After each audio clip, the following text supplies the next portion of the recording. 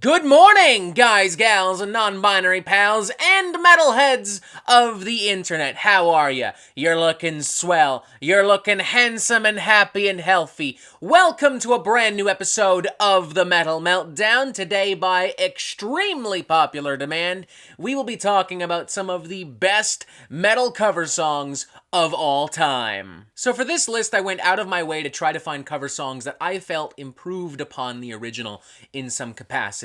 And there were honestly a lot of songs that I considered, so much so that even doing an honorable mention list, we'd be here forever. So with that in mind, let's just go ahead and jump right into what I think are some of the best all-time metal cover songs. Going in order of release, we're starting off with the Green Manalishi with the Two-Pronged Crown, originally from Fleetwood Mac. This version, however, is from Judas Priest. It was included on their album Killing Machine, released in November of 1978, and it was also released as a standalone single the following year, May 1979. The original Fleetwood Mac song is fine, I would say. Like, it's a nice kind of bluesy, semi-psychedelic romp. I like how it kind of deals with paranoia and madness, and it does have a little bit of bite and venom to it, but you know, it really lacks energy and momentum. Like, it never quite sticks the landing, especially not with that main melody. The Judas Priest cover of this song doesn't really add a lot to it, but what it does add is just enough to make it feel like a Judas Priest original number. It's bigger, it's catchier, it's more muscular, it captures the feel and the vibe of the original song, but it updates it. That main melody and that main chorus and those riffs stick a lot better now. They are emboldened by some nice muscular rhythm guitar, by some heavier percussion. This is an example of a cover song so good and so successful that it completely towers over the original. Like, most people, the average metalhead, would probably assume that this is a Judas Priest original number. Penned and constructed by Judas Priest, not Fleetwood Mac. I know I sure as shit thought that for a long-ass time. When I heard that this was a Fleetwood Mac song, my immediate thought was, ain't no fucking way Stevie Nicks sang this. Ain't no fucking way.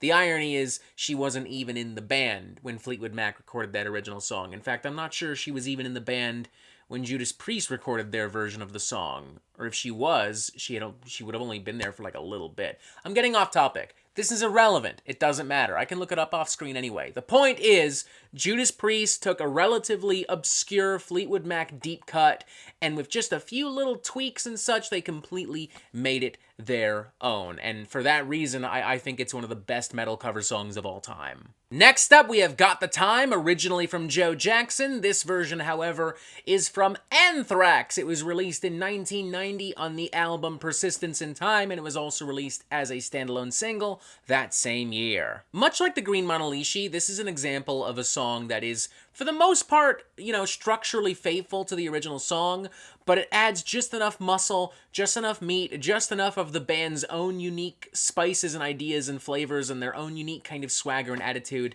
that it just kind of completely transforms it, and it makes it sound like something that otherwise would have been an original song. Like, the original Got the Time has a nice punky, spurtsy kind of energy to it. It's got momentum, it's kind of hype, it goes kind of hard, but Anthrax's version adds those super thrashy guitars. The vocals feel a little bit more manic. It adds some crazier, funkier bass lines all throughout as well, some slamming beats too. And the result is one of Anthrax's most infectious and energetic cuts, and this is coming from a band that is known for making pretty infectious and energetic cuts. This is yet another case where I think the average metalhead would not know that this is a cover. When I heard this is a cover, I was like, oh, Joe Jackson, wasn't he in the Jackson 5? Yet another case where my, at the time, my lack of music knowledge outside of the realms of metal was fairly obvious. Next up, we have Cinnamon Girl, originally from Neil Young and Crazy Horse.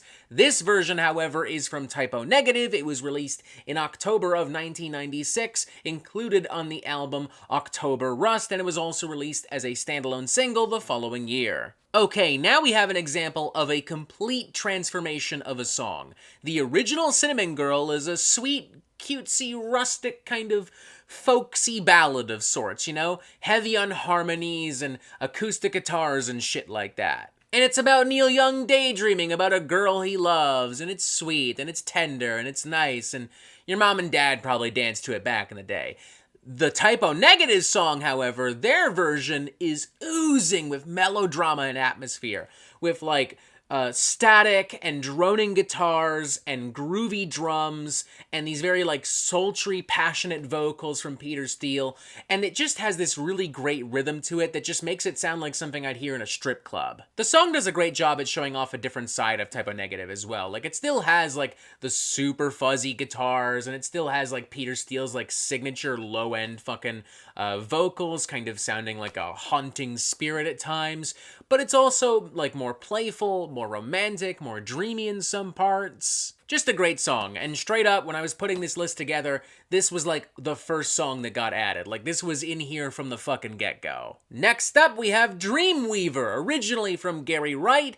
This version, however, is from Crowbar, and was included on their album Equilibrium, released in March 2000. The original Dreamweaver is fine, you know? It's a simple, cute, schmaltzy, syrupy, kind of like soft rock pop ballad that, you know, much like Cinnamon Girl, your mom and dad probably danced to back in the day. Meanwhile, Crowbar's version feels like a dreamy, psychedelic sledgehammer to the face. Like, Gary Wright's version sounds like a cute, pleasant little dream, you know? You're with the fucking Care Bears or whatever. It's nice! Yay! Yay! And then the Crowbar version sounds like a creature dragging you out of your fucking dream into an LSD-induced fucking episode. It just has this massive, almost cosmic scale to it, you know?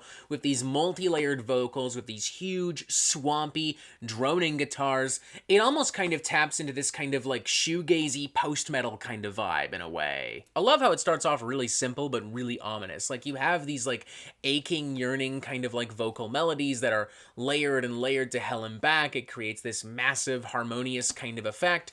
I like the rumbling guitars that are constantly swelling and growing and blossoming. I feel like this track is really just trying to swallow me whole at a certain point. And honestly, even the way that it like drones out and officially closes with silence, I think is effective as well. Like, it kind of reminds me of like abruptly waking up from a dream. Next up, we have How I Could Just Kill a Man, originally from Cypress Hill. This version, however, is from Rage Against the Machine, and it was included on their cover album, Renegades, in December of 2000, and also released as a standalone single the following year. Honestly, the entire Renegades cover album is pretty solid in my opinion. Like, from start to finish, one of the better cover albums that exists out there today, right now. But the best of the bunch is easily, in my opinion, How I Could Just Kill a Man. I mean, the original Cypress Hill version is fun too. Nice slice of early 90s, like gangster rap, hip hop. It's tough, it's got attitude, it's got energy. But Rage Against the Machines' version is heavier, bigger,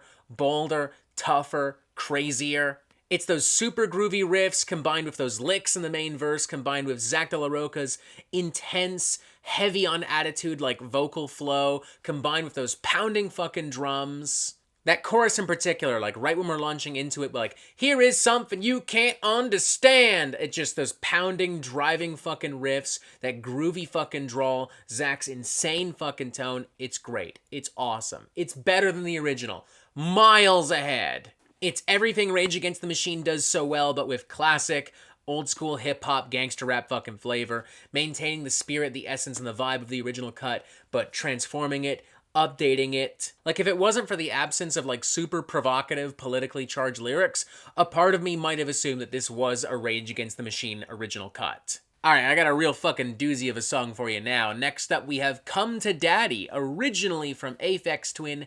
This version, however, is from the Dillinger Escape Plan and Mike Patton. It's taken from their collaborative EP, Irony is a Dead Scene, released in August of 2002. Look, y'all know I love the Dillinger Escape Plan, and y'all know I love Mike Patton, so this was gonna end up here. Like, this should have been pretty fucking obvious. But in my defense, this isn't here because I love the Dillinger Escape Plan and Mike Patton. This is here because, I mean, the original Aphex Twin number is dirty and grimy and weird, and this captures that vibe and that essence, and it makes it more erratic, more brutal, more punishing. It straight up just sounds like a schizophrenic episode, like a total mental fucking collapse and breakdown. Or think of it this way, maybe. The original Aphex Twin song sounds like slowly peeling off scabs.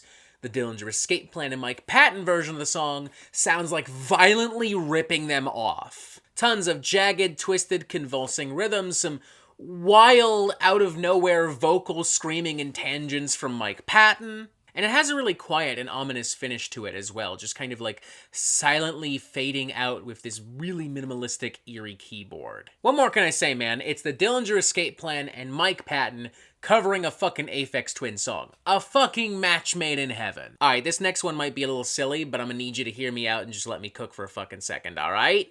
Alright? Don't jump to conclusions. Hear me out. Let me do my fucking thing. You're here for a reason, alright? Let me show you what that reason is. Okay? Okay? Thank you. Alright, next up, The Devil Went Down to Georgia, originally from the Charlie Daniels Band. This version, however, was included in Guitar Hero 3, Legends of Rock. It was put together by a gentleman named Steve Ouimet. Not sure how to pronounce your last name. It was also included on an album called Epic that he released in 2010. If you're anything like me, then you were introduced to a lot of rock and metal and punk and alternative music through the Guitar Hero games as a kid. Like, Guitar Hero 3 in particular was the first time I heard Slayer. It was the first time I heard Rage Against the Machine. And it was also the first time all of us heard Dragon Force. Don't even try to argue with me on this, alright? Dragon Force would not be where they are today without Guitar Hero 3. You know it, I know it, Dragon Force knows it. Let's not fucking fool ourselves here. And it was also the first time I obviously heard this version of The Devil Went Down to Georgia, which was constructed specifically for this video game, and for essentially the game's, like, final boss battle, I guess. It was like a guitar duel between your character and, like, the devil or whatever. The original song is great, don't get me wrong. Like, I love all the fiddle work and string work and acoustic guitar stuff, but this version just indulges in pure heavy metal guitar pyrotechnics in a way that is just too fucking satisfying to ignore. Like, you have that main fiddle riff turned into a Yngwie Malmsteen style neoclassical fucking shredder. You've got tons of super fast-paced, super muscular, hard-hitting rhythm guitar. You've got tons of great soulful shredding and kind of back and forth guitar interplay with the solos later on in the cut, different tones, different vibes, different kinds of, like, technique all throughout. And all the while, it maintains a little bit of that outlaw country bite, especially in that kind of, like, gruff vocal tone. I don't know, maybe I'm blinded by nostalgia a little bit, but I honestly think this version goes hella fucking hard. Next up, we have Punk Rock and Cody, originally from Mogwai. This version, however, is from Death Heaven and was included on a split EP that the band did with Bostonage back in November of 2012. Bostonage, how do I pronounce their name? I've never known, nobody's ever clarified. This is a genuine fucking question. Don't be a fucking dick, I legit want to know. So Punk Rock and Cody are originally two separate songs that were included on Mogwai's album Come On Die Young, I think in 1999. Literally the first two cuts on the record, they kind of flow into each other. For this split EP, Death Heaven decided to merge the two together. And I think it was a fantastic decision. The end result, you know, Death Heaven applying their brand of, like, emotionally charged, over-the-top, heavily dramatic kind of black gaze and post-black metal to this number results in an expressive, emotional hand grenade of sorts. It's just a massive, consuming fucking number. I'm not even the biggest fan of Mogwai or the original cuts, you know, but, like, just a total fucking transformation. It's everything Death Heaven was doing so well at this point, like heart-wrenching fucking screams, very colorful, dreamy, atmospheric elements contrasted with, like, black gaze and black metal guitar work. A lot of quiet and spacious moments, some naked chords, a lot of very contemplative sections. The emotional vulnerability and honesty of the original cut has just been expanded upon in so many dynamic and cathartic ways. Like, this is another case where there's no competition. This completely towers over the original. Next up, we have Powerslave, originally from Iron Maiden. This version, however, is from Anthrax and was included as a bonus track on 2016's The Whole of the Law. Y'all know Powerslave. It's the title track from the album Powerslave, from Iron Maiden, titans, icons, pioneers, masters of heavy metal. And some of you probably know who Anthrax are, too, for that matter. A pretty well-established name and figure within extreme metal, you know, crazy-ass blend of, like, black metal, death metal, industrial, melodic elements here and there as well. They're switching things up from time to time, you know, but for the most part, that's the realm that they play within. The original Powerslave is a fun, epic, heavy metal romp, filled with some progressive twists and turns and plenty of classic heavy metal riffs and licks and flavors.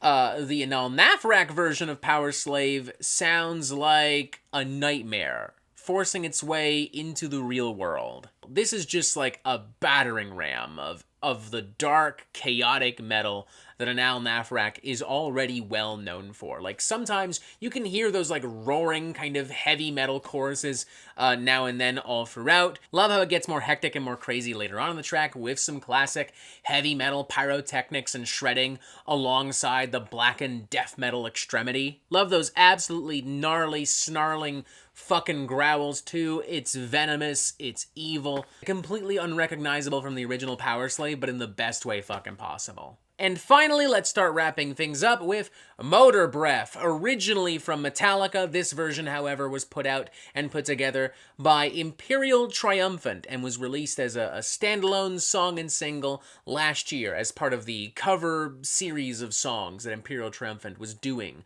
all throughout the year. They also did a Radiohead cover, they did a Miles Davis cover, they did a Rush cover, and honestly, all of those songs could have made this list as well. Like, there's a valid argument for all of those songs being on this list. But I chose Motorbreath because it was the most completely fucking unexpected. I never saw this coming.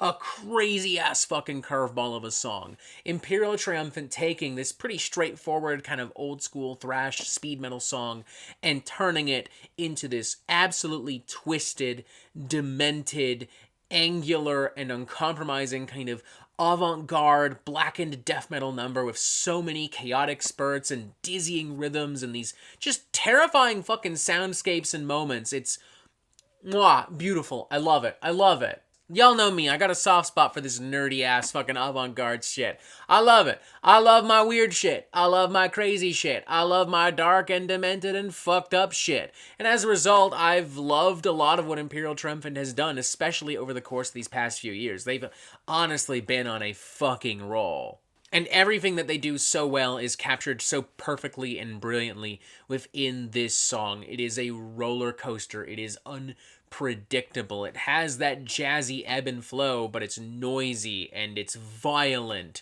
and it's just genuinely kind of freaky. Like, I was freaked the fuck out listening to this song for the first time when it came out last year. That entire series of cover songs was amazing too, because it just saw Imperial Triumphant flexing all of their influences and also all of their creative muscle, turning songs that all of us knew from like well-established jazz and rock and metal giants and just turning it into like the most insane, chaotic shit. Like, they really took all of those songs and they completely made all of them completely their own. All of those songs could have been on an Imperial Triumphant album and you would not have fucking questioned it even for a moment. And you know what? Fuck it. Let's throw in Mea Culpa, Sa Ira Sa. Originally an old-ass fucking song, like from the days of the French Revolution. This version, however, is from Gojira. They performed it at the Summer Olympics earlier this year, and it was also released as a standalone single. While it may lack some of the complexities that I want in a Gojira song, like some of those more technical and nuanced rhythms and riffs and grooves, it makes up for that by just being hype as fuck. Like, it's great. It's got that sick-ass main riff. It's got that sick-ass fucking operatic vocal segment with lots of strings and choral vocals all throughout. It's dramatic and dynamic and big as hell. Just a fucking awesome cut, and I mean, this old-ass song is gonna be tied to Gojira in the same way that Whiskey in the Jar was tied to Thin Lizzy, you know? Like, it's just become that important to them. And voila! Those are, in my opinion, some of the best metal cover songs of all time. Now it's your turn to go into the comments and tell me what you think. Do you agree? Do you disagree? Did I get it right? Did I get it wrong? What are your favorite metal cover songs of all time? Let me know. I want to hear from you. You're important to me. Press this button, boom other videos, join us on Discord, merch on Redbubble, all that fucking dumbass shit you already know. And as always, you have yourself a fantastic fucking day.